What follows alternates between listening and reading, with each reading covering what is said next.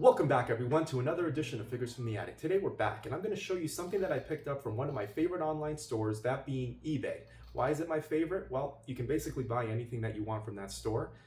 You think of it, you name it, you put it in the search bar, someone probably has it on sale, used, new, inbox, open, worn, you name it, but it's probably there. That includes wrestling figures, and as you can see, I went ahead and picked up they call it a lot or a bundle of Ruthless Aggression era wrestling figures. They were selling these just like, not individually, just as a big lot like this. So we're gonna go ahead and get this bag opened up and we'll see who was in here. I wasn't able to pick and choose. They just kind of had it up for grabs. It was a decent price and I went ahead and paid for it, and here it is. So as you know, I do have a lot of these figures from my childhood. I pick them up periodically here and there, as was the case with this. But first we have a Deluxe Aggression Edge. Deluxe Aggression came out right after Ruthless Aggression. And as you can see, it does have more deluxe articulation. You have the torso, you have the thigh cut right here.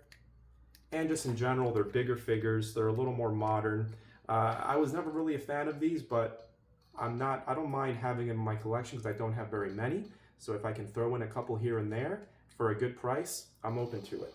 So there we have Edge. We have a Ruthless Aggression era Booker T. Just a pretty basic stock Booker T. You can see some maybe skin discoloration. I feel like the head doesn't quite match the body or the legs. As far as skin tone, it's a little bit different. I'm not sure if the camera can pick that up, but that's what happens with these figures. They're over 20 years old. Still a nice Booker T. It's pretty basic, pretty standard, not bad. Over here we have what looks to be another Deluxe Aggression, this time of Jeff Hardy. Look at that. So yeah, when these Deluxe Aggression figures came out, I think it was like 2009. At that point, I was already like 19 years old, and I kind of fell out of figure collecting. I wasn't doing my fig feds anymore. I wasn't really going out of my way to pick action figures up. I came back into it in my late 20s and now into my 30s. But yeah, this is something that I kind of always skimmed over. I never purchased any Deluxe Aggression figures in a store. So I don't know, these have no nostalgia for me. But again, it's still nice to have them here and there every once in a while. We get what's his name? Boogeyman. I was gonna call him Booker Man because I just opened up that Booker T. But yeah, we have Boogeyman, very nice looking Boogeyman. As you can see, he's got some paint on his chest. He's got the classic Boogeyman face paint on his face, of course. He's got that mohawk that looks kind of like a triangle on top. Very nice figure. No accessories, obviously. These are all loose, but this one pops. This one pops for sure. What else do we have here? It looks like we have an old school, probably classic Superstars, Eddie Guerrero. It's actually in very good condition. So we have it's like a WCW era Eddie Guerrero with the mullet and the singlet and like those, I guess, lightning bolts or whatever you want to call them on the sides. I love the boots, those dual colored boots with the red and white. Very nice. White wrist tape. Very nice, solid Eddie Guerrero. We have a John Bradshaw Layfield. And it looks like it's John Bradshaw Layfield from maybe his United States Championship run. As you can see, he has kind of like the red, white, and blue color scheme on his tights. So this would be after his record-breaking SmackDown Championship reign as WWE champ. So this would be kind of towards the end of his career, because I feel like he won the United States Championship and then he retired maybe a couple years after that. So this would be like a late stage JBL. I do like the head scan. Looks exactly like him. Can focus, yeah, there we go. Very nice. Very nice JBL.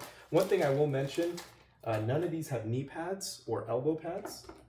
What I like about these lots is that sometimes you do pick up just a stray knee pad or elbow pad here and there. They're always nice to have, just because they are so old and a lot of my figures are missing them. So far we don't have any knee pads, but that's okay.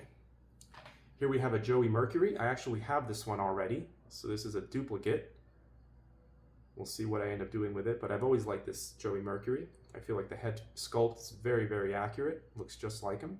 Nice hair also. I like the hair on this one. We have another Deluxe Aggression. This is a very, very nice figure. I've seen this before, and this one is awesome. It's a John Cena Deluxe Aggression.